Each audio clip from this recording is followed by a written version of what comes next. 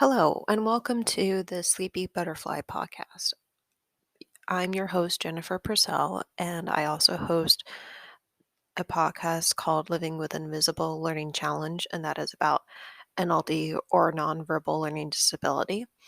And this podcast, Sleepy Butterfly, I wanted to create because oftentimes when I'm searching for a relaxing white noise sound to fall asleep to on another sleepy podcast, or podcast for sleeping, I should say, I often run into noises that are um, kind of annoying and not relaxing for me to fall asleep to because of having NLD, nonverbal learning disability.